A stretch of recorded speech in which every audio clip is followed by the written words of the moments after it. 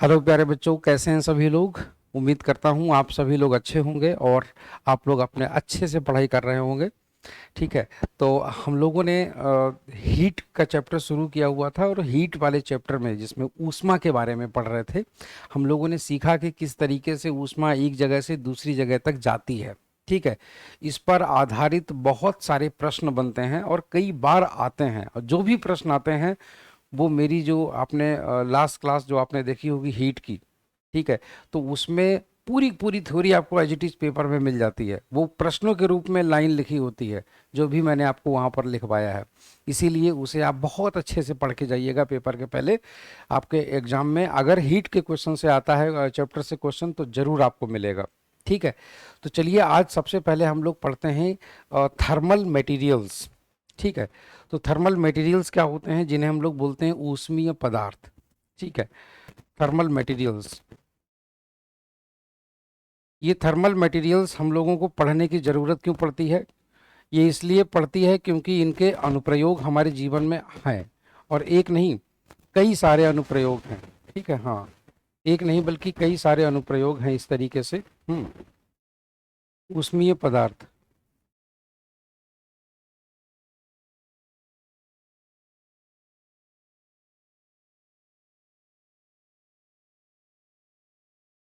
ऊष्मीय पदार्थ।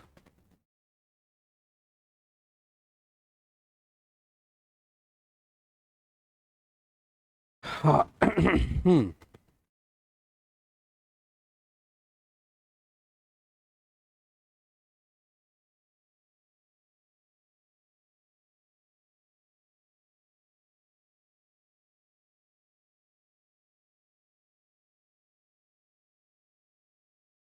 ऊष्मीय पदार्थ समझिएगा।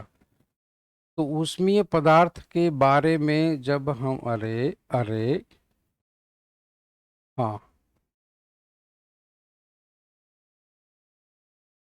चलिए ऊष्मीय पदार्थ।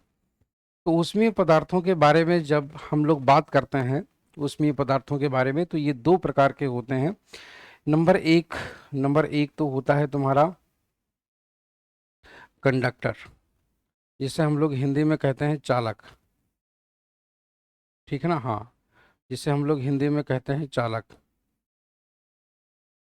ठीक है। हिंदी में हम लोग बोलते हैं चालक। ठीक है। अच्छा, जो दूसरा होता है उसे हम लोग क्या कहते हैं? जो दूसरा होता है उसे हम लोग बोलते हैं बैड कंडक्टर। ठीक है ना, हाँ, तो उसे हम लोग बोलते हैं बैड कंडक्टर। हालांकि आप लोगों ने कई सारी बुक्स में इंसुलेटर शब्द सुना होगा।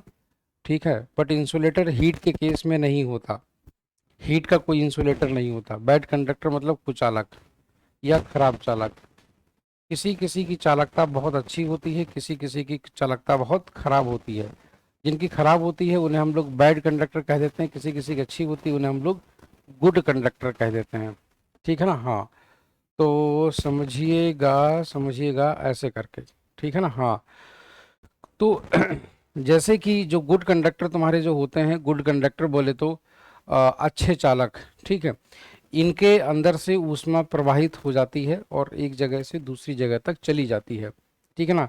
ये वे पदार्थ होते हैं जो ऊष्मा प्रवाह, जिनमें ऊष्मा प्रवाह होती है। ठीक है ना।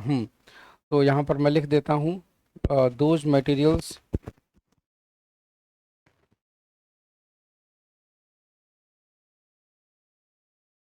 इन विच हीट फ्लोज।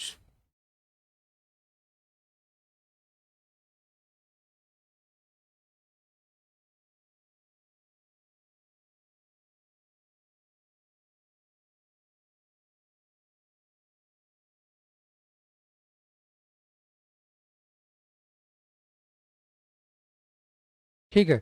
वे पदार्थ जिनमें ऊष्मा प्रवाहित होती है। हम्म वे पदार्थ जिनमें ऊष्मा प्रवाहित होती है। ठीक है। जैसे कि आप लोग कह सकते हैं सभी धातुएं,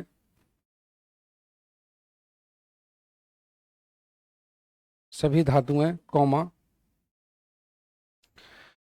ठीक है, हाँ, सभी धातुएं हो गई। और तुम्हारा जैसे कि हम लोग जब बात करते हैं डायमंड की, तो डायमंड मतलब हीरा हो गया, है ना, इत्यादि। ये सब जो होते हैं ना, ये होते हैं चालक। ठीक है।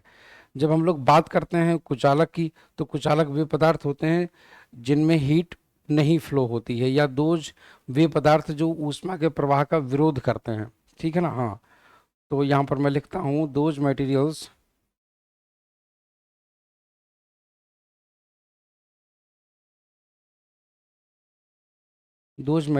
इन विच, हाँ, who resist the heat flow,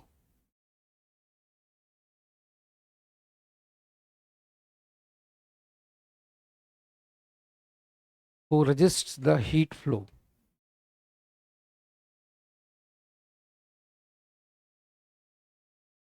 ठीक है।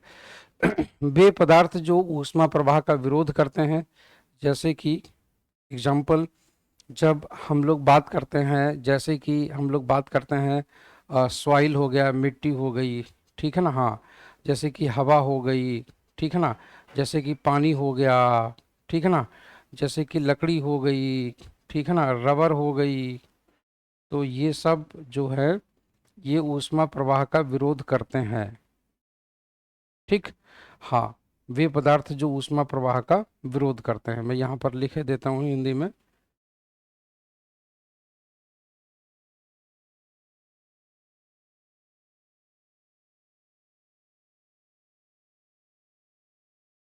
वे पदार्थ जो ऊष्मा प्रवाह का विरोध करते हैं।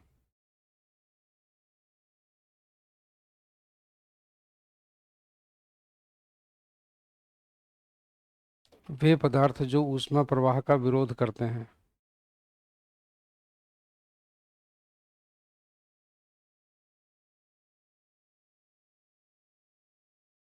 ठीक है।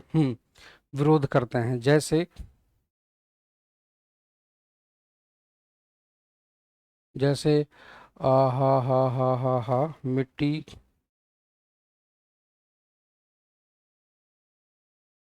मिट्टी, हवा,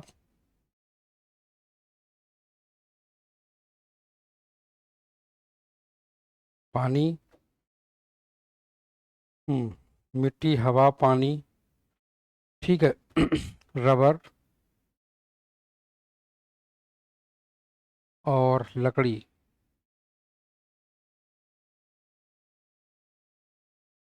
ठीक है। इत्यादि। तो ये सब पदार्थ जो होते हैं, जैसे पानी को लेकर के आप कंफ्यूज हो सकते हैं, आपको ऐसा लगेगा जैसे पानी ऊष्मा का कुचालक नहीं है, आपको लगेगा पानी तो गर्म हो जाता है। देखिए, पदार्थ का गर्म हो जाना ये एक अलग चीज है, मगर पदार्थ ऊष्मा को एक जगह से दूसरी जगह अपने अंदर से जाने दे, वो एक अलग चीज है। ठीक है ना।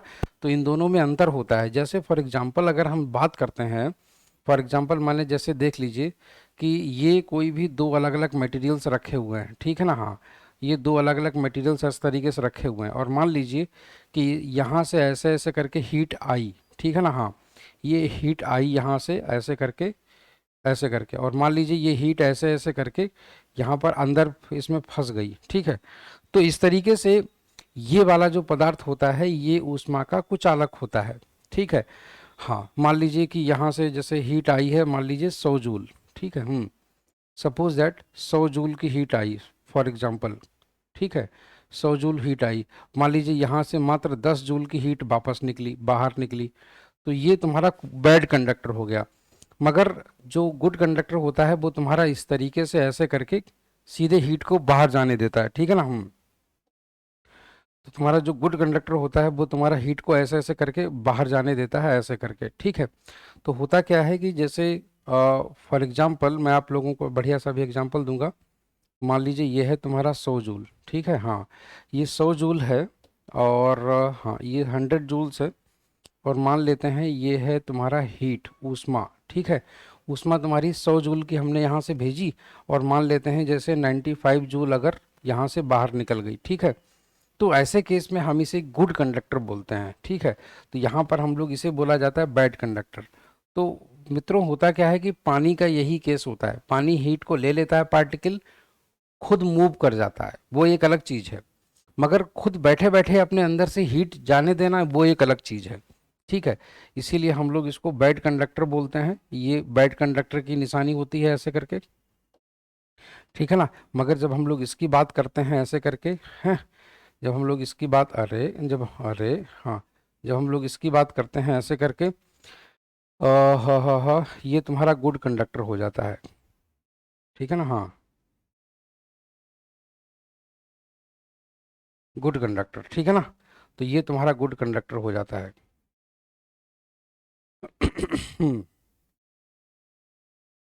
ये तुम्हारा गुड कंडक्टर हो जाता है इस तरीके से, ठीक है। चलिए, तो आई होप सो आप लोगों को ये चीज़ क्लियर हो गई होगी ऐसे करके, ठीक है। हाँ, तो ओ ओ ये हो गया। अच्छा, अब एक चीज़ यहाँ पर देखिएगा, मैं लिखता हूँ यहाँ पर, हिंदी में इसको लिख सकते हैं हम लोग, वे पदार्थ जो ऊष्मा, जिनमें ऊष्मा प्रवाहित होती है, ठीक है ना। हाँ,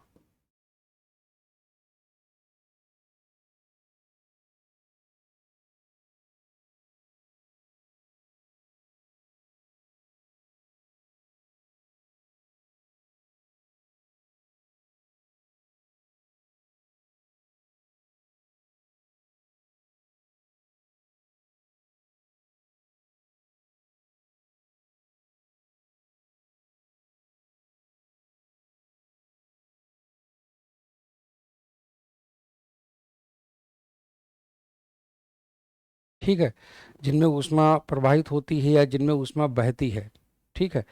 चलिए, तो ये हो गया जैसे कि सभी धातुएं,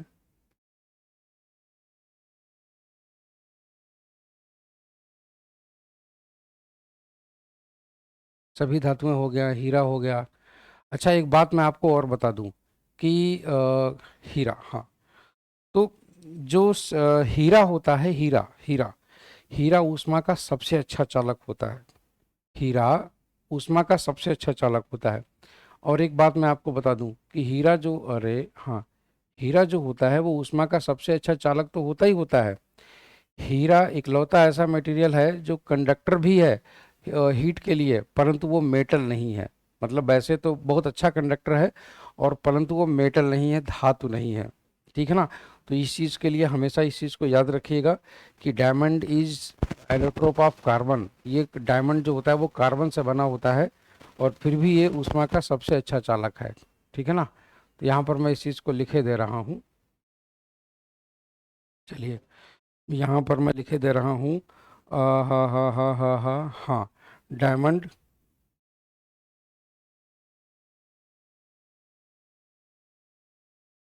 diamond is an allotrope,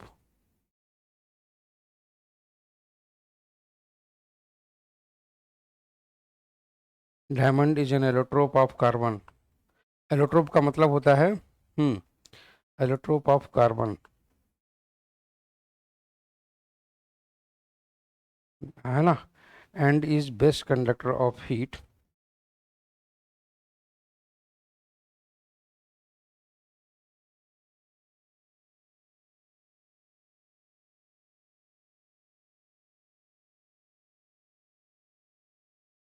and is best conductor of heat, ठीक है। नोट कर लीजिए इसको।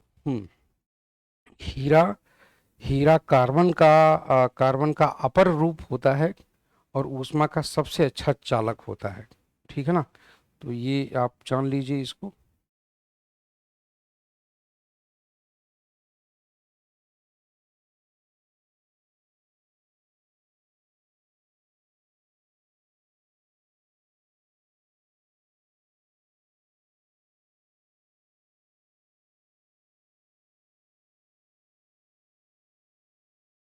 हीरा कार्बन का अपर रूप होता है, और ऊष्मा का सबसे अच्छा चालक होता है।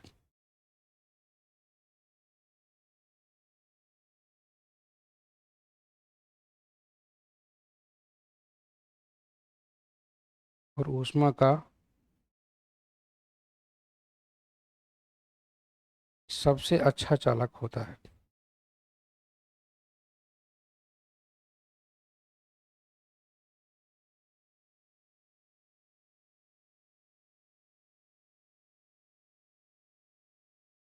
ठीक, ये चीज होती है, नोट कर लीजिए इसको। ये बहुत ही इंपॉर्टेंट है, ठीक है। तो ये तुम्हारे हो गए thermal materials. I hope so कि इनके बारे में आप लोग ये चीज़ अब समझ चुके होंगे, ठीक है। अब हम लोग इसके आगे की ओर चलते हैं। देखिएगा, इसके आगे की ओर चलते हैं और अब हम लोग लिखते हैं क्या, इनको बोलते हैं ऊष्मीय पदार्थ। ठीक है, चलिए तो आगे की ओर चलते हैं, इसके एग्जाम्पल्स लेते हैं। जैसे कि एग्जाम्पल्स आप लोगों ने देखे होंगे, जो खाना जैसे जो हीट के कंडक्टर होते हैं, तो ऐसे डेली हमको एग्जाम्पल हमारी किचन में दिख जाते हैं। जो बर्तन होते हैं ऑब्वियस सी बात है मेटल के होते हैं, ताकि हीट जल्दी उनको मिले, गर्म हो जाए, है ना। तो ये सब चीज़ें होती हैं, तो हम लोग यहाँ पर लिखते हैं। मगर सबसे ज़्यादा जो क्वेश्चंस बनते हैं वो तुम्हारे बनते हैं बैड कंडक्टर्स पे। ठीक है, तो देखिएगा, जनरली आप लोगों ने देखा होगा कि जो मिट्टी की दीवारें होती हैं, या ये बोलें कि जो मिट्टी के बने हुए घर होते हैं, वो मिट्टी के बने हुए घर तुम्हारे कुछ इस तरीके के ऐसे करके होते हैं। ठीक है ना। So these are the homes made of soil. ठीक है, हाँ। So these are the homes made of soil. ये जो मकान होते हैं ये तुम्हारे कुछ उसके बने होते हैं। किसके बने होते हैं, ऐसे करके। ठीक है, तो ऐसे करके, हाँ। तो कुछ इस तरीके से बने होते हैं ये मकान। मान लीजिए मिट्टी के बने हुए घर हैं ये। ठीक है, हाँ, मिट्टी के बने हुए घर हैं। तो गर्मियों के दिनों में क्या होता है कि ये मकान जो होते हैं ना, अंदर से ठंडे महसूस होते हैं। मगर सर्दियों के दिनों में ये मकान गर्म महसूस होते हैं अंदर से। रीजन समझिएगा, ऊपर से घास फूस के छप्पर होते हैं। छप्पर समझते होंगे, घास वगैरह के बने हुए छप्पर होते हैं। जैसे अगर हम गर्मियों के दिनों की बात करें, ठीक है ना, हाँ, तो समर डेज में मतलब गर्मियों के दिनों में घर के बाहर का तापमान काफ़ी ज़्यादा हो जाता है। घर के बाहर का तापमान काफ़ी ज़्यादा हो जाता है। ठीक है, बाहर के कंपैरिजन में घर के अंदर का तापमान लो रहता है, लो। ठीक है ना, लो टेम्परेचर। तो हीट कहाँ से कहाँ जाने की कोशिश करेगी, हाई टेम्परेचर से, सॉरी, हाई टेम्परेचर से लो टेम्परेचर की ओर, ऐसे ऐसे करके हाई टेम्परेचर से लो टेम्परेचर की ओर। मगर ये जो मिट्टी की दीवारें होती हैं, ये इस ऊष्मा को घर के अंदर नहीं आने देती। ठीक है ना। कहती हैं कि मिट्टी मिट्टी कहती है कि मैं ऊष्मा की कुचालक हूँ, इसीलिए आप ऊष्मा हैं और आप हमको पार करके अंदर नहीं जा सकती हैं। इसी वजह से घर के अंदर हीट नहीं प्रवेश कर पाती है, और इसीलिए घर के अंदर ठंडक महसूस होती है बाहर के कंपैरिजन में। ठीक है ना। ऐसा मत समझना आप कि ये ठंडक पैदा करता है, पैदा नहीं करता है, ये गर्म नहीं होने देता है, बस फायदा ये होता है। ठीक है, अब आप समझिएगा विंटर सीजन में क्या होता है। विंटर का मतलब हो गया सर्दियों के दिनों में। तो सर्दियों के दिनों में ये गर्म कैसे महसूस होते हैं, सर्दियों के दिनों में बाहर का तापमान काफ़ी कम हो जाता है। ठीक है ना, हाँ, बाहर का तापमान काफ़ी कम हो गया।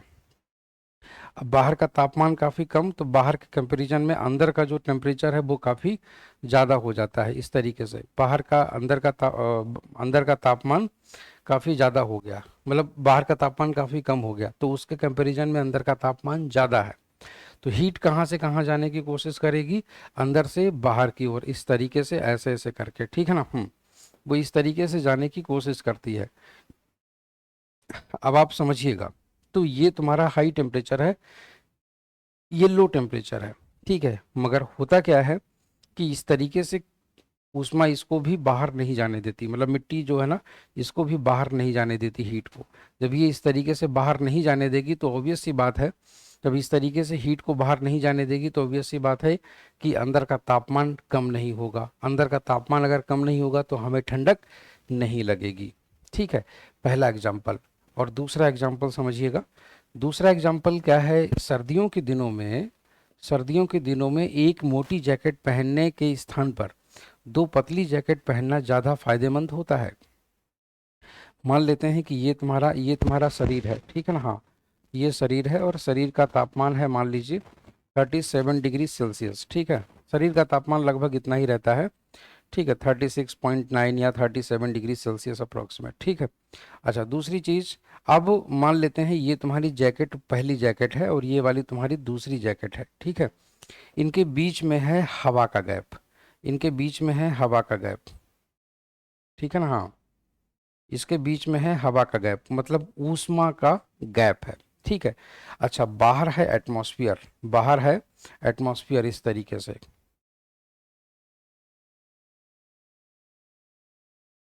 ठीक है, हाँ, बाहर एटमॉस्फेयर है। तो सर्दियों के दिनों में होता क्या है कि बाहर का तापमान काफ़ी कम होता है। ठीक है ना, हाँ, बाहर का तापमान काफ़ी कम होता है ऐसे करके। तो बाहर के कंपैरिजन में मतलब वेरी लो टेम्परेचर मतलब अप्रोक्सीमेट मान लेते हैं सर्दियों के दिनों में 4 डिग्री सेल्सियस हो गया, ठीक है। तो 4 डिग्री सेल्सियस और अंदर कहाँ है 37 डिग्री सेल्सियस। तो आप समझिएगा कि ये तो बहुत हाई टेम्परेचर हो गया ना इसके कंपैरिजन में। तो क्या होता है कि हीट यहाँ से ऐसे ऐसे ऐसे ऐसे करके बाहर जाना चाहती है। मगर आप क्या सोचिए, ये जो बीच में जो एयर का गैप है, बीच में जो हवा का गैप है, ये एयर गैप जो होता है, हवा हवा ऊष्मा की कुचालक होती है, मैंने आपको पहले ही बताया था। अगर हवा रुक जाए तो हीट को बाहर नहीं जाने देगी। हवा अगर रुक जाए तो हीट एक जगह से दूसरी जगह तक नहीं जाएगी। क्यों? वैसे क्या होता है कि हवा के पार्टिकल गर्म होके कहीं और चले जाते हैं तो हीट ट्रांसफर हो जाती है, क्योंकि वो कन्वेक्शन मेथड में भाग लेते हैं संवहन विधि द्वारा, ठीक है। तो यहाँ पर क्या होता है कि जो हीट होती है उसको ये हवा जो है ना वो रोक लेती है, ठीक है ना, हाँ। ये तो हवा जब अगर हीट को रोक लेगी तो ऑब्वियस सी बात है कि हीट तुम्हारी ट्रांसफर नहीं हो पाएगी, ठीक है ना। तो इस तरीके से हीट बाहर जाने की कोशिश करती थी। तो या इस तरीके से हमारे शरीर का तापमान कम नहीं होता है तो हमें ठंडक भी महसूस नहीं होती, ठीक है। बशर्ते वैसे क्या हो जाता है आप लोग समझ ही रहे हैं, ठीक है। तो ये हो गया तुम्हारा। अब हम लोग आगे की तरफ पढ़ते हैं, ठीक है। एग्जाम्पल एक तो तुम्हारा ये हो गया। वैसे ही हम लोग देखते हैं जो थर्मो स्टील वाले जो थर्मस होते हैं ना, थर्मो स्टील के थर्मस, ठीक है। जैसे इस तरीके वाले आपने देखे होंगे, मिल्टन के थर्मस आते हैं स्टील के। तो उनके साथ में क्या होता है, उनके साथ में क्या होता है, कुछ इस तरीके की घटना घटती है, समझिएगा, हाँ। तो ऐसे ऐसे करके, ऐसे ऐसे ऐसे ऐसे मान लेते हैं, कुछ इस तरीके से थर्मो स्टील का थर्मस होता है, ऐसे करके शेप होता है उनका, ठीक है ना, इस तरीके से ऐसे करके, ठीक है। तो कुछ इस तरीके से ऐसे करके शेप होता है, ऐसे करके, हाँ, ऐसे करके,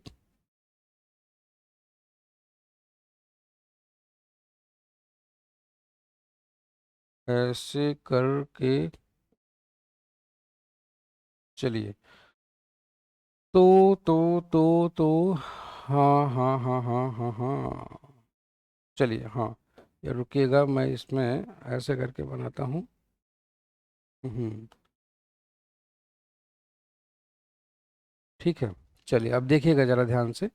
तो ये इस तरीके से ऐसे करके होता है थर्मस, ठीक है। हाँ, तो यहाँ पर ऐसे करके ये जो होता है, जो थर्मस होता है, ये हमने आधा थर्मस बनाया है इधर का, ठीक है।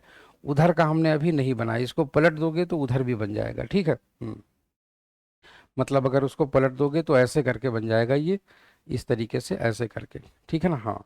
तो होता क्या है कि इस थर्मस के बीचों बीच में, इस थर्मस के बीचों बीच में कुछ इस तरीके का मटेरियल होता है। कैसा मटेरियल होता है, देखिएगा, ऐसे करके, हाँ, कुछ इस तरीके से सोख्ता टाइप का होता है इसके बीच में, इस तरीके से, मतलब ये हीट का बैड कंडक्टर होता है, जिसको हम लोग बोल देते हैं थर्माकोल टाइप का, ठीक है ना, हाँ।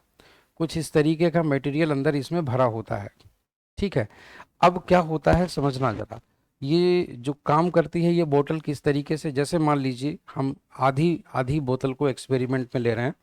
तो सपोज दैट कि सर्दियों के दिन है, सर्दियों के दिन मतलब विंटर सीजन है, ठीक है ना, हाँ। तो सर्दियों के दिनों में हम लोग जनरली चाय भर के ले जाते हैं या गर्म पानी ले जाते हैं, ठीक है। मान लेते हैं कि सर्दियों के दिनों में जो टेम्परेचर पहुंच गया है वो मान लीजिए 4 डिग्री सेल्सियस पहुंच गया है, ठीक है। और अंदर जो हमारी टी भरी हुई है, टी, ठीक है ना, हाँ, टी। तो वो है तुम्हारी जैसे गर्म चाय है ये, ठीक है ना, हाँ। एक गर्म चाय इसमें भरी हुई है, हॉट टी, ठीक है ना, हाँ। तो हॉट टी भरी हुई है, सपोज दैट मान लीजिए 90 डिग्री सेल्सियस, ठीक है। 90 डिग्री सेल्सियस की गर्म चाय यहाँ पर भरी हुई है। तो उस केस में क्या होगा, उस केस में क्या होगा समझिएगा। ये जो तुम्हारी विंटर है, ये जो तुम्हारी विंटर है, ऐसे करके, ठीक है। तो क्या है कि आप समझ पा रहे होंगे कि ये जो विंटर है इसमें से अगर आप देखें तो जो हीट है वो तुम्हारी कहाँ से कहाँ आने की कोशिश करेगी, हाई टेम्परेचर से लो टेम्परेचर की ओर आने की कोशिश करेगी। मगर ये जो मटेरियल है बैड कंडक्टर, ठीक है ना, ये जो बैड कंडक्टर होता है जो यहाँ पर जो बीच में भरा हुआ है दोनों लेयर्स के, ठीक है ना, हाँ। तो ये बहुत ही खराब चालक होता है, बहुत ज़्यादा खराब चालक होता है ऊष्मा का, ठीक है। तो ये बहुत ही खराब चालक होता है। अब आप खुद सोचो, अगर ये बहुत ही खराब चालक अगर बीच में भरा हुआ है, तो क्या आपको ये लगता है कि ये हीट को बाहर जाने देगा? नहीं जाने देगा। तो इस वजह से चाय की जो हीट होती है वो बाहर नहीं आ पाती है। चाय की हीट बाहर नहीं आ पाई, चलिए ठीक है। अब मान लेते हैं कि जो सर्दियों के दिन है, ठीक है, सॉरी गर्मियों के दिन है, मतलब समर डेज, ठीक है, हाँ। तो समर डेज में क्या होता है, गर्मियाँ बहुत पड़ती हैं, ठीक है ना। और अब तो मतलब जैसे अगर हम लोग बात करें ग्लोबल वार्मिंग चलते, तो गर्मियाँ तो खूब पड़ने लगी हैं अब, मतलब डट के पड़ती हैं, एकदम हैवी हैवी गर्मियाँ पड़ती हैं। ठीक है। तो समर गर्मियों के दिनों में क्या हो जाता है, जो हमारे एटमॉस्फेयर का टेम्परेचर है वो 44 45 इस तरीके से पहुंच जाता है डिग्री सेल्सियस में। तो मान लेते हैं कि जैसे 45 डिग्री सेल्सियस पहुंच गया, ठीक है। तो 45 डिग्री सेल्सियस पहुंच गया तापमान, ऐसे करके जब 45 डिग्री सेल्सियस यहाँ पर टेम्परेचर पहुंच गया, तो क्या होता है कि हम लोग गर्मियों के दिनों में अंदर ठंडा पानी भर के ले जाते हैं, ठीक है ना। तो यहाँ पर हम लोग लिख देते हैं कोल्ड वाटर, ठीक है ना, हाँ। तो हमने यहाँ पर ठंडा पानी भर लिया, ठंडा पानी भर लिया, मान लीजिए 10 डिग्री सेल्सियस का, ठीक है ना, हाँ। तो 10 डिग्री सेल्सियस का हमने ठंडा पानी भर लिया। अब आप ये सोचिए कि 10 डिग्री सेल्सियस का हमने ठंडा पानी यहाँ पर भर लिया, तो हीट कहाँ से कहाँ जाने की कोशिश करेगी, हाई टेम्परेचर से लो टेम्परेचर की ओर। तो उस केस में क्या होगा, उस केस में क्या होगा, इस तरीके से ऐसे ऐसे करके हीट आने की कोशिश करेगी हाई से लो की ओर, ठीक है। तो उस केस में क्या होगा कि ये जो बीच में ऐसे ऐसे करके जो है ना, ये जो मिट्टी का, आई मीन मिट्टी का तो नहीं है, ये सोखता है, प्लास्टिक फाइबर टाइप का है। ये बैड कंडक्टर होता है, ये ऊष्मा को अंदर नहीं जाने देता। जब ये हीट को, बाहर वाली हीट को अंदर नहीं जाने देगा, तो हमारा अंदर पानी गर्म नहीं होगा। तो इस तरीके से ये तुम्हारा जो थर्मस होता है वो तुम्हारा काम करता है, ठीक है ना। तो इसको हम लोग बोलते हैं थर्मस, ठीक है ना, हाँ। थर्मो स्टील,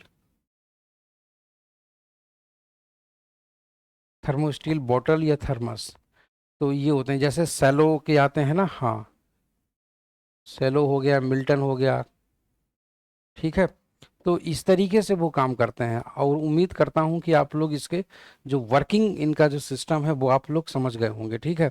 इस तरीके से ये काम करते हैं। तो ये तुम्हारा मकान हो गया, ठीक है। मकान तुम्हारा ऐसे करके काम करता है। तो यहाँ पर मैं लिखे दे रहा हूँ कि मिट्टी के बने घर गर्मियों में ठंडे और सर्दियों में गर्म महसूस होते हैं, ठीक है ना, हाँ।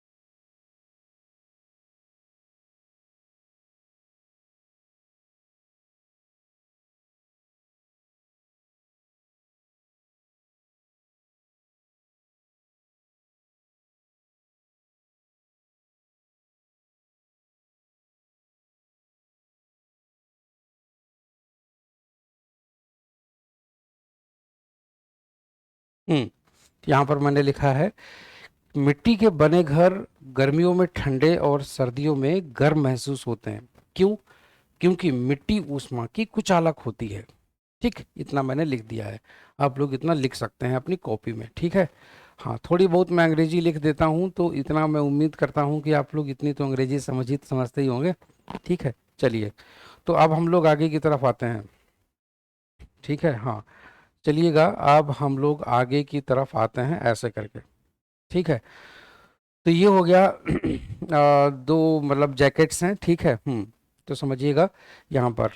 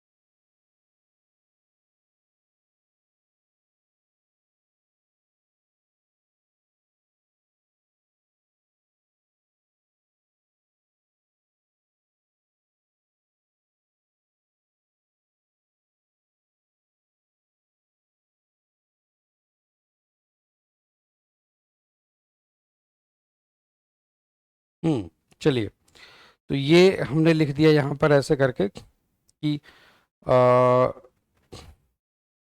सर्दियों के दिनों में, भीषण सर्दियों के दिनों में एक मोटी जैकेट पहनने के स्थान पर दो पतली जैकेट पहनना ज़्यादा फायदेमंद होता है, क्योंकि, हाँ, क्योंकि जो हवा होती है दोनों जैकेट्स के बीच में, वो ऊष्मा की क्या होती है, कुचालक होती है, ठीक है ना, वो ऊष्मा की कुचालक होती है। तो आई होप सो कि आप लोग ये चीज़ समझ रहे होंगे, ठीक है ना।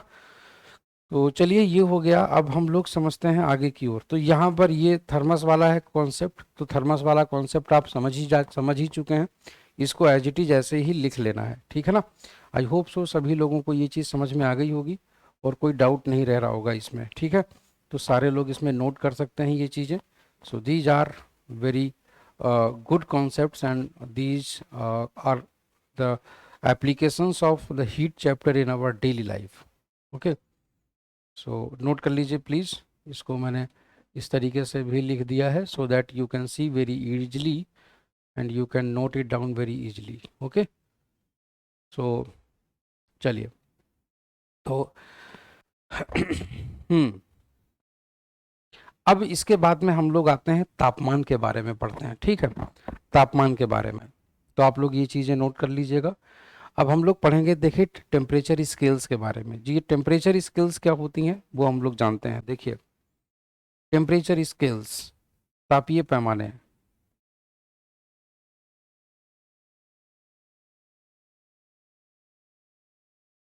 टेम्परेचर स्केल्स, तापीय पैमाने,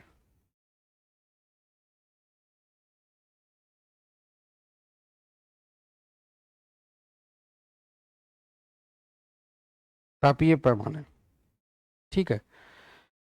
हाँ, जब हम लोग बात करते हैं तापीय पैमाने की, तो देखिए क्या होता है कि वैसे तो कई तरीके के तापीय पैमाने हैं। न्यूटन ने अपना अलग पैमाना बनाया, किसी ने और बनाया, बट जो जनरली हम लोग पढ़ते हैं वो तीन हैं। और वो कौन कौन से हैं, पढ़िएगा। पहला है आपका सेल्सियस पैमाना, ठीक है ना, हाँ, पहला है आपका सेल्सियस पैमाना।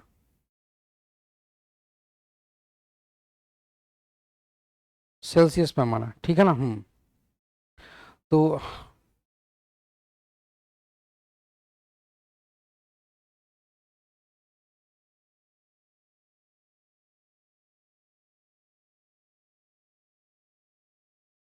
सेल्सियस पैमाना, डिग्री सेल्सियस, ठीक, ये हो गया।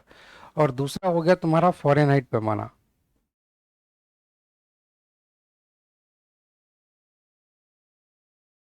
फ़ारेनहाइट स्केल, इसमें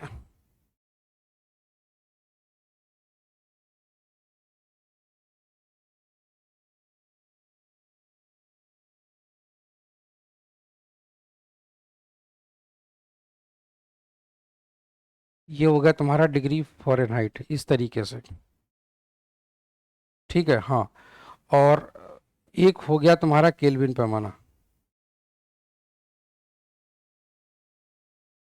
केल्विन पैमाना, ठीक है ना, हाँ,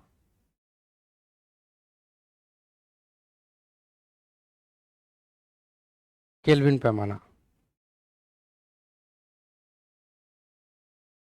ठीक है ना, हाँ, इस तरीके से।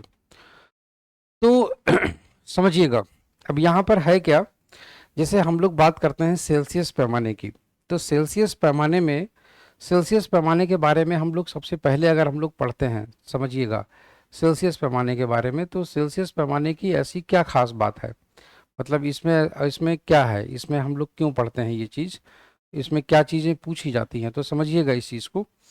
जो सेल्सियस पैमाना होता है, पहली बात तो जो पैमाने जितने भी बनाए गए हैं वो पानी के बॉइलिंग पॉइंट और पानी के फ्रीजिंग पॉइंट को रेफरेंस में लेकर के बनाए गए हैं। नॉर्मली हवा का जितना दबाव है उसे हम लोग बोलते हैं एटमॉस्फेरिक प्रेशर, वायुमंडलीय दबाव, ठीक है। तो इसमें ये वाला जो न्यूनतम तापमान है वो जैसे इसमें है 0 डिग्री सेल्सियस, और यहाँ पर है ये 100 डिग्री सेल्सियस, ठीक है। अब ये वाला जो तापमान होता है इसे बोला गया है पानी का फ्रीजिंग पॉइंट, ठीक है ना, हाँ। तो फ्रीजिंग पॉइंट,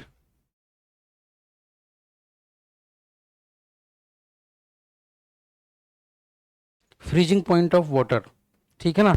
हाँ, freezing point of water.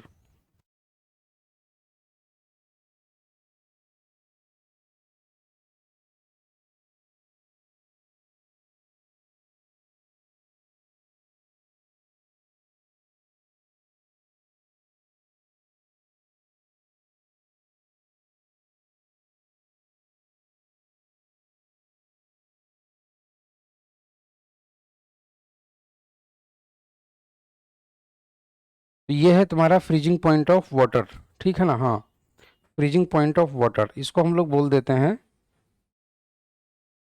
Freezing point of water at NTP. देखिए एनटीपी क्या होता है, इसे बोलते हैं नॉर्मल टेम्परेचर प्रेशर।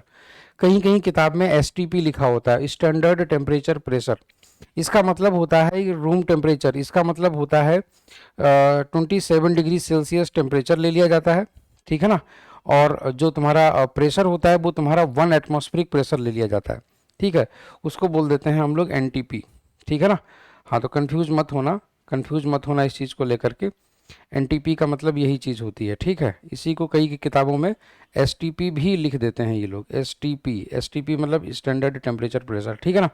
अच्छा, और ये जो पॉइंट होता है इसको हम लोग बोलते हैं बॉइलिंग पॉइंट।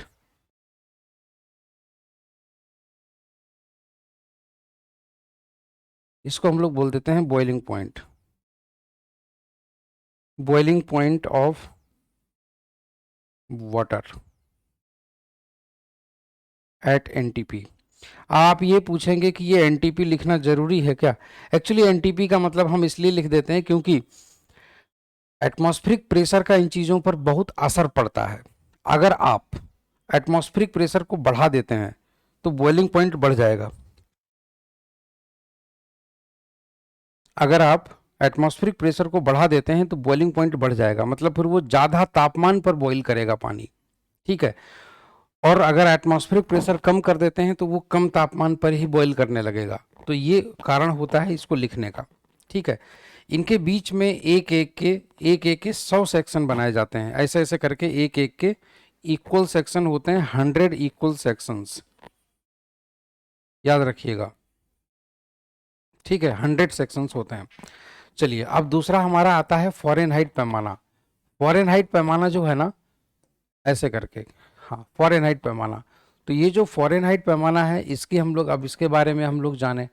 फॉरेनहाइट पैमाना जो होता है, हाँ हाँ हाँ हाँ, फॉरेनहाइट पैमाना जो होता है, तो इसमें क्या होता है, इसमें टेम्परेचर की रीडिंग अलग अलग होती है, मतलब रेफरेंस वही होता है बट रीडिंग अलग दी जाती है। यहाँ पर ये जो पानी का जो फ्रीजिंग पॉइंट होता है वो इसमें दिया गया है 32 डिग्री फ़ारेनहाइट, ठीक है ना। हाँ, 32 डिग्री फ़ारेनहाइट दिया गया है। बट जो पानी का यहाँ पर बॉइलिंग पॉइंट है, जो पानी का बॉइलिंग पॉइंट है वो यहाँ पर दिया गया है 212 डिग्री फ़ारेनहाइट, इस तरीके से, ठीक है ना। तो वो तुम्हारा 212 डिग्री फ़ारेनहाइट दिया गया है। अब आप समझिएगा इस तरीके से, हाँ, वो तुम्हारा 212 डिग्री फ़ारेनहाइट दिया गया है ऐसे करके, ठीक है ना। हाँ, वो 212 डिग्री फ़ारेनहाइट ऐसे करके दिया गया है, ठीक है। हाँ, 212 डिग्री फ़ारेनहाइट ऐसे करके दिया गया है। मगर जब आप सोचिए, हम्म, ठीक है, जब आप सोचिए कि इसमें एक एक के इक्वल सेक्शंस कितने हो जाएंगे, इसमें एक एक के 180 सेक्शन हो जाएंगे, 180 इक्वल सेक्शंस, ठीक है ना। हाँ, इसमें एक एक के 180 सेक्शंस हो गए इस तरीके से ऐसे करके, ठीक है। हाँ, 180 इक्वल सेक्शंस हो गए। तो अब हम लोग बात करते हैं जरा केल्विन पैमाने की। तो अब हम लोग बात करते हैं जरा केल्विन पैमाने की। देखिएगा केल्विन पैमाने में ऐसा क्या खास बात है। तो केल्विन पैमाने की अगर हम लोग बात करें केल्विन पैमाने की, तो केल्विन पैमाने में क्या होता है वो भी आप लोग देख लीजिए। देखिए रेफरेंस सभी के वही रहेंगे, क्या, बॉइलिंग पॉइंट और फ्रीजिंग पॉइंट, ठीक है। तो इसमें केल्विन में क्या है, जो मिनिमम पानी का जो मतलब फ्रीजिंग पॉइंट जो बताया गया है वो 273 माना गया है, 273, ठीक है, 0.15 केल्विन, 273.15, ठीक है ना। हाँ, 273.15। और यहाँ पर जो ये है इसका है तुम्हारा, वो है तुम्हारा 373.15, ठीक है ना। हाँ, 373.15 केल्विन। तो आई होप सो कि आप लोगों को ये चीज़ क्लियर हो गई होगी, ठीक है। अब इसमें एक एक के बराबर सेक्शन करोगे तो 100 ही आते हैं, ठीक है। तो इस तरीके से ये जो तुम्हारे पैमाने हैं, ये तुम्हारे 3 पैमाने हैं, इनके बारे में मैंने आपको बता दिया है। अब यहाँ पर एक चीज़ आपको समझ में आनी चाहिए कि 0 डिग्री सेल्सियस, 32 डिग्री फ़ारेनहाइट और 273.15 केल्विन, ये तीनों तापमान बिल्कुल सेम है, क्योंकि तीनों पानी के जमने वाले पॉइंट हैं, ठीक है। इसीलिए ये तीनों जो टेम्परेचर हैं, ये एक्चुअली में तीनों बराबर हैं एक दूसरे के, ठीक है। इनकी वैल्यूज एक दूसरे के बिल्कुल बराबर है।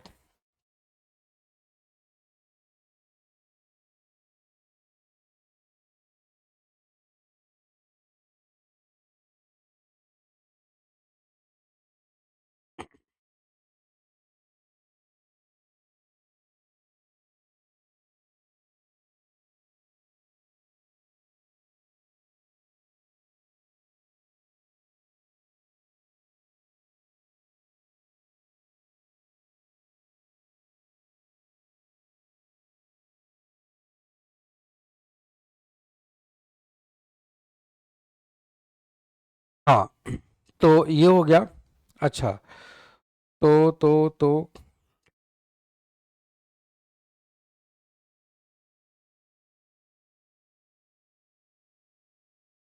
हम्म, चलिए, तो आई होप सो समझ गए होंगे आप लोग। वैसे ही पानी का जो बॉइलिंग पॉइंट है 100 डिग्री सेल्सियस, ये है 212 डिग्री फ़ारेनहाइट, ठीक है ना। हाँ, और ये है तुम्हारा 373.15 केल्विन, ठीक है। ये तीनों तापमान तुम्हारे एक दूसरे के बराबर हैं, ठीक है। अच्छा, अब बात आती है कि बीच में से अगर कोई रीडिंग उठा लो तो वो किसके इक्विवेलेंट क्या आएगा, यहाँ पर सवाल आके फंसता है, ठीक है। और यही सवाल कई बार एग्जाम्स में पूछा जा चुका है। तो जैसे कि मतलब मैंने प्रीवियस ईयर्स में देखा है, और इवन मैं आपको बताऊं तो एक बार मैं जयपुर के एक ऑफलाइन सेंटर पे पढ़ा रहा था, तो उस समय एक क्वेश्चन हमने क्लास में करवाया इसी से, कन्वर्जन से रिलेटेड। तो 2016 में वो क्वेश्चन डिट्टो एग्जाम में आ गया। उसके बाद में 2017 में वो बिहार पब्लिक सर्विस कमीशन ने अपने स्टेट पीसीएस में पूछ लिया। उसके बाद में फिर वही क्वेश्चन 2019 में भी पूछा गया, ठीक है, बिहार पब्लिक सर्विस कमीशन में। और सीपीओ में भी वही क्वेश्चन तुम्हारा रिपीट हुआ। तो इस तरीके से ये कह सकते हैं कि ये बड़ा ही कॉमन एक टॉपिक है, जो हीट में जो डिफरेंट एग्जाम्स में लगातार पूछा जाता रहा है। तो स्टेट पीसीएस में भी पूछा जाता रहा है, यूपी में और दूसरे स्टेट्स में भी। तो अगर आप किसी भी एक एग्जाम को देने जा रहे हैं, चाहे वो सेंट्रल लेवल सेंट्रल गवर्नमेंट का एग्जाम हो, चाहे स्टेट गवर्नमेंट का एग्जाम हो, आपके एग्जाम में ये क्वेश्चन आ सकता है, और बहुत जो है कॉमन है इस क्वेश्चन का पूछा जाना। Conversion of skills, conversion in skills, तो हम लोग जनरली कन्वर्जन के बारे में अब हम लोग सीखेंगे कि किस तरीके से कितने डिग्री सेल्सियस कितने डिग्री फ़ारेनहाइट के बराबर होता है, ठीक है। चलिए, तो तो कितने डिग्री सेल्सियस कितने डिग्री फ़ारेनहाइट के बराबर होता है, ये चीज़ हम लोग देखते हैं। कन्वर्जन,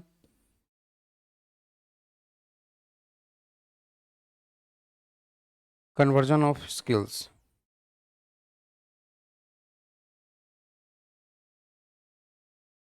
ठीक है ना। हाँ, तो मतलब पैमानों में बदलाव, तो पैमानों में बदलाव, इसके लिए हम लोग एक काम करेंगे। सबसे पहले एक फॉर्मूला होता है, उस फॉर्मूले से हम लोग कन्वर्ट करते हैं वैल्यूज़ को, कि इतने डिग्री सेल्सियस कितने डिग्री फ़ारेनहाइट के बराबर है। तो आप लोगों को उसमें देखना क्या होता है, सिर्फ दो चीज़ें। एक तो कि पानी कहाँ पर जमता है, मतलब किस टेम्परेचर पर जमता है, और उस स्केल में उसके नंबर ऑफ सेक्शंस कितने हैं, बस इतनी चीज़ें आप लोगों को चाहिए, ठीक है। तो समझिएगा, इसके लिए हम लोग सबसे पहले क्या लिखते हैं, तीनों पैमानों को कुछ इस तरीके से लिख लेते हैं, डिग्री सेल्सियस, डिग्री फ़ारेनहाइट, और हम लोग यहाँ पर ये तुम्हारा केल्विन हो गया तीसरा, ठीक है।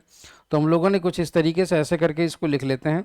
और उसके बाद में हम लोग क्या करते हैं समझिएगा, हाँ, उसके बाद में हम लोग क्या करते हैं, ऐसे करके समझिएगा इसको, ऐसे करके, ठीक है।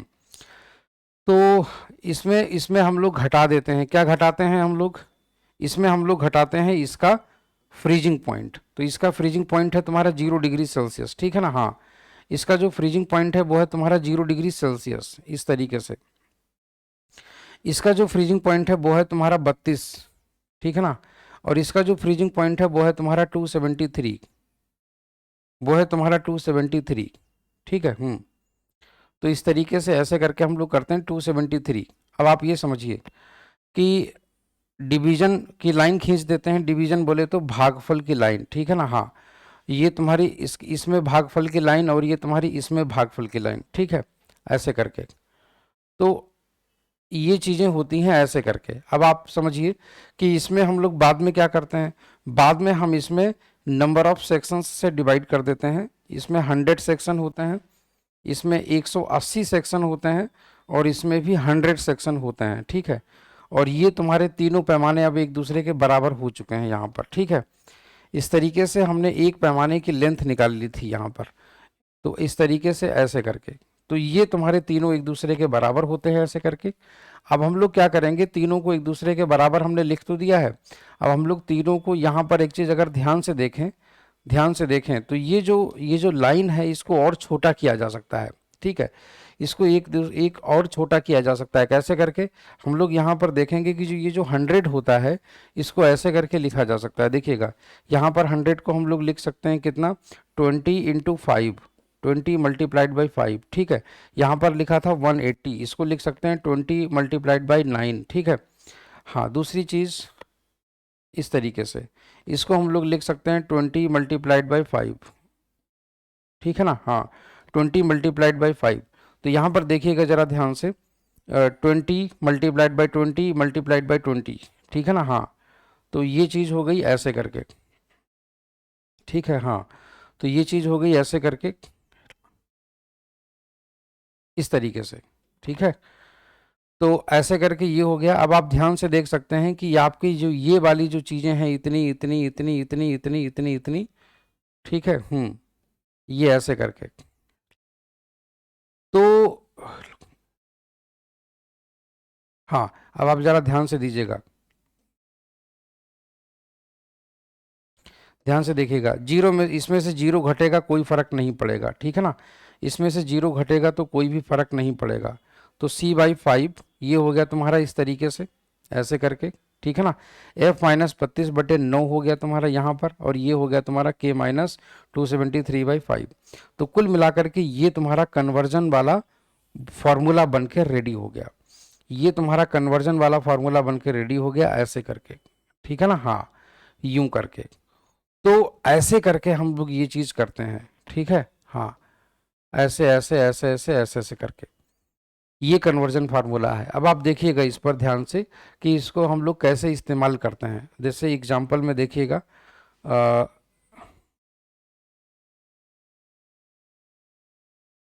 कन्वर्ट 25 डिग्री सेल्सियस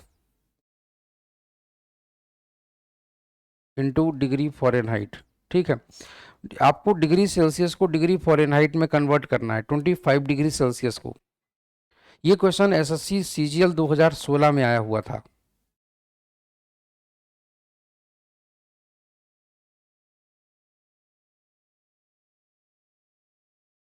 ठीक है, प्रीलिम्स में, टायर 1।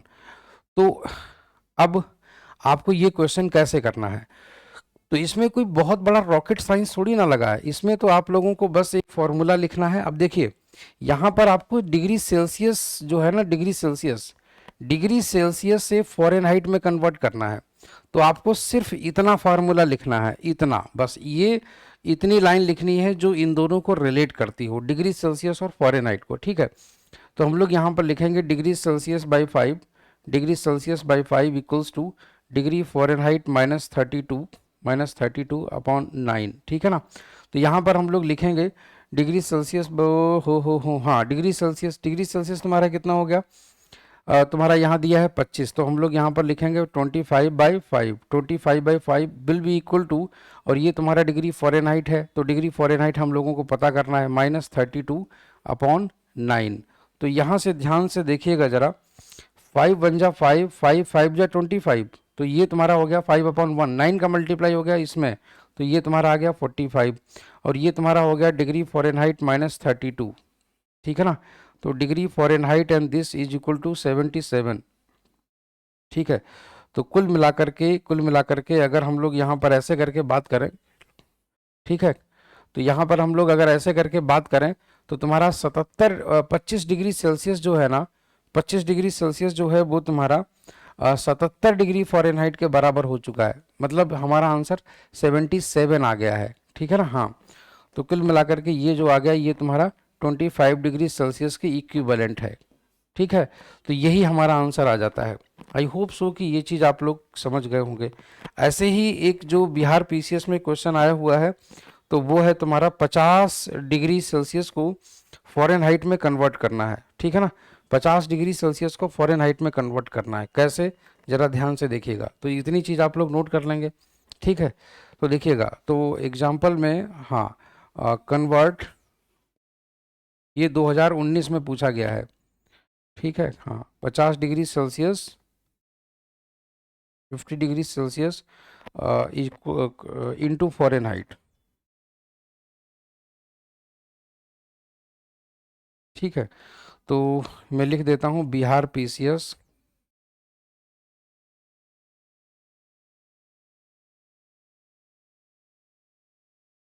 ठीक है। तो अब इसको कैसे करेंगे, इसको भी करने का वही तरीका है, सिंपल सा, degree Celsius by 5 and this is equal two degree Fahrenheit minus 32/9, ठीक है ना। तो यहाँ पर हम लोग क्या करेंगे, यहाँ पर सेल्सियस की जगह पर हम लोग 50 रख देंगे, 50/5, ठीक है, बराबर, और ये तुम्हारा हो जाएगा डिग्री फ़ारेनहाइट माइनस 32/9, ठीक है ना। तो ये तुम्हारा ऐसे करके ये हो गया। अच्छा, दूसरी चीज़ क्या है, अब आप ज़रा ध्यान से देखिएगा, 5 बन जा 5, 5 10 जा 50, और ये 90 हो गया, ठीक है ना। हाँ, 90, और ये तुम्हारा हो गया डिग्री फ़ारेनहाइट माइनस 32। तो यहाँ पर हम लोग लिखेंगे degree Fahrenheit and this will be equal to 122, ठीक है ना। तो 122 इस तरीके से तुम्हारा ये आ गया। इसका मतलब ये हो गया कि इतने जो है तुम्हारा, हाँ, कितना, 50 डिग्री सेल्सियस तुम्हारा 122 डिग्री फ़ारेनहाइट के बराबर है, ठीक है ना। तो यहाँ पर एक चीज़ आप लोग देख रहे होंगे कि ये रीडिंग कुछ अलग है, ये रीडिंग कुछ अलग है, मतलब डिजिट कुछ अलग आ रही है। ऐसा क्या कारण है? ऐसा इसलिए ये कारण है क्योंकि वो डिजिट इसलिए अलग अलग आ रही हैं क्योंकि वो पैमाना अलग है और ये पैमाना अलग है। जैसे अगर कोई तुमसे बोले कि ये 6 मीटर लंबा है, इसकी हाइट 6 मीटर है व्यक्ति की, सॉरी 6 फीट, 6 फीट है, तो 6 फीट अगर उसकी हाइट है तो मतलब मीटर में कुछ और होगी लेंथ, ऑब्वियस सी बात है, 6 मीटर नहीं हो सकती फिर वो, है ना। तो इसी वजह से इस चीज़ का हम लोगों को ध्यान रखना होता है, ठीक है। अब जैसे यहाँ पर कोई तो एक ऐसा तापमान जरूर होगा जो इन दो पैमानों में एक ही रीडिंग सेम टेम्परेचर पे देता है। चलिए हम लोग ज़रा चेक कर लेते हैं, हम लोग चेक कर लेते हैं कि क्या ऐसा पॉसिबल है कि दोनों पैमानों में सेम टेम्परेचर पर सेम रीडिंग आ जाए। अभी तक तो हमने जो भी रीडिंग ली है एग्जाम्पल में, कि यहाँ पर सेम टेम्परेचर सेम रीडिंग नहीं आई, मतलब कहने का दोनों पैमानों में सेम रीडिंग आपस में इक्वल टेम्परेचर्स पर नहीं हुई। बट हम लोग चेक कर लेते हैं, तो एक ऐसा तापमान हम लोग जो है पता करते हैं कि, हाँ, फाइंड एक्स, तो हम लोग लिखते हैं फाइंड एक्स फॉर विच, ये उल्टा ए जो बना होता है इसको गणित में बोलते हैं फॉर विच, जिसके लिए, ठीक है ना, जिसके लिए x degree Celsius x degree Fahrenheit के बराबर होता है, ठीक है ना। हाँ, x degree Celsius x degree Fahrenheit के बराबर होता है, ऐसे करके, ठीक है। तो x degree Celsius x degree Fahrenheit के बराबर होता है। चलिए, तो यहाँ पर हम लोग लिखेंगे degree Celsius by 5 equals two degree Fahrenheit minus 32/9, ठीक है ना। हाँ, बाई 9। तो आप ये सोचिए डिग्री सेल्सियस बाई 5, अब आप ये सोचिए कि यहाँ पर x degree Celsius x degree Fahrenheit के अगर बराबर है तो हम लोग c और f की जगह पर x रख देंगे, ठीक है ना। तो यहाँ पर लिखेंगे x/5 equals to x minus 32/9, ठीक है ना। हाँ, तो यहाँ पर हम लोग क्रॉस मल्टीप्लाई करवा देंगे इस तरीके से, इसका इधर और इसका इधर। तो यहाँ पर हम लोग लिखेंगे 9x, ठीक है ना। हाँ, 9x and this is equal to 5x minus 160, ठीक है, और ये तुम्हारा हो जाता है 4x, 4x and this is equal to minus 160। तो यहाँ पर हो जाता है x बराबर -40, ठीक है, -40। तो इस तरीके से ऐसे करके इसका मतलब ये हो गया कि -40 डिग्री सेल्सियस -40 डिग्री फ़ारेनहाइट के बराबर होता है, ठीक।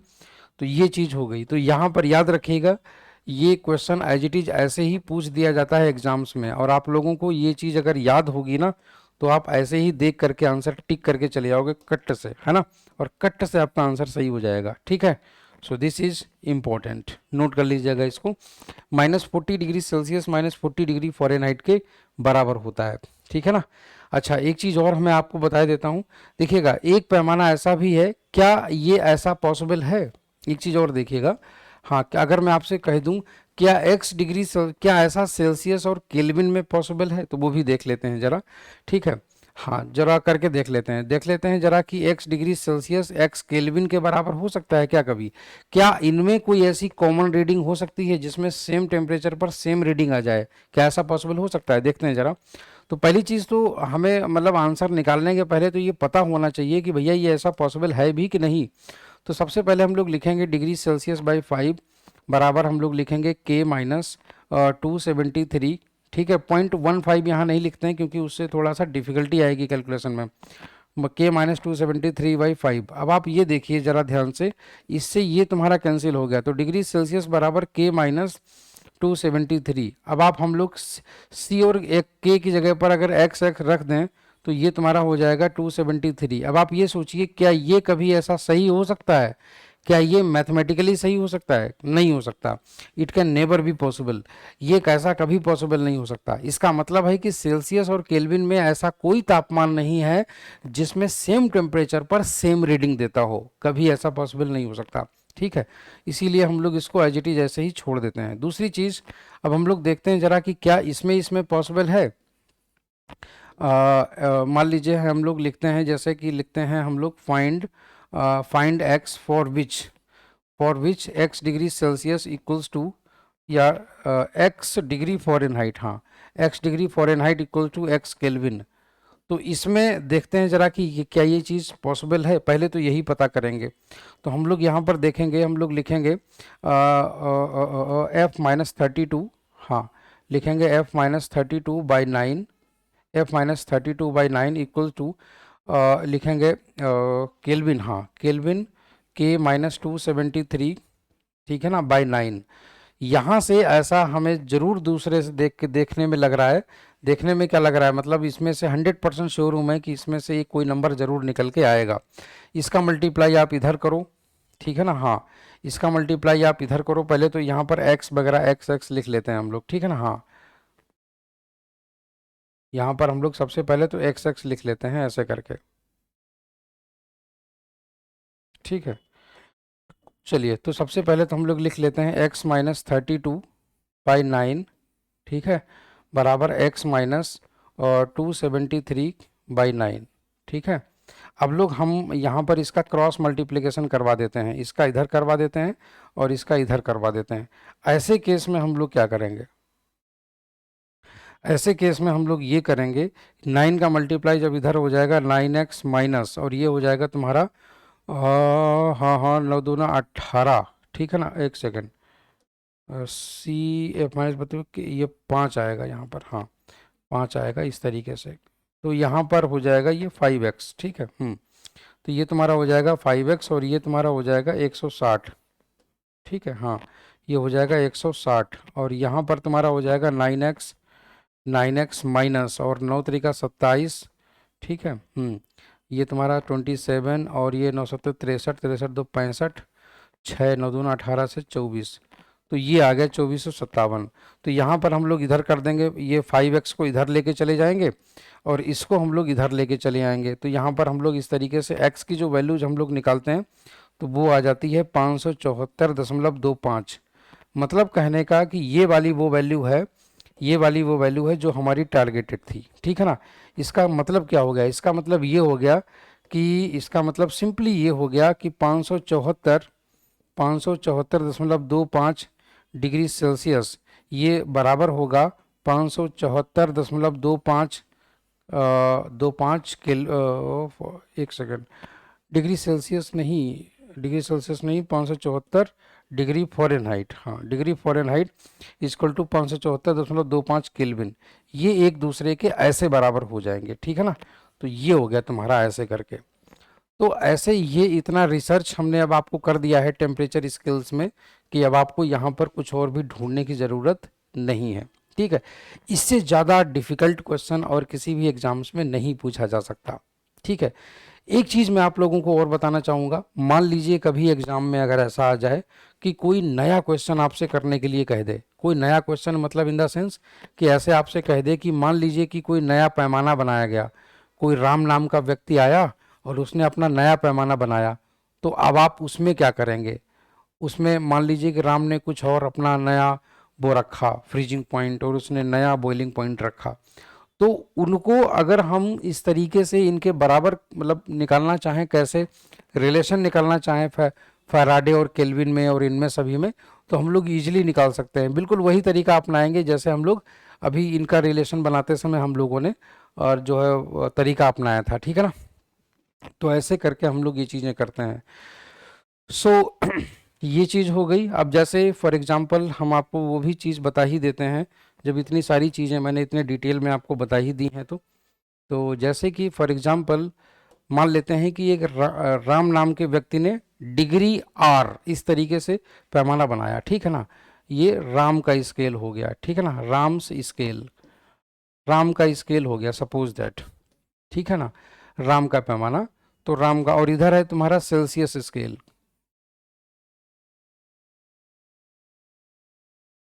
ठीक। तो राम के पैमाने में और सेल्सियस के स्केल में क्या क्या चीज़ें कॉमन है, क्या क्या चीज़ें हैं देखिएगा। तो यहाँ पर जो तुम्हारा फ्रीजिंग पॉइंट है,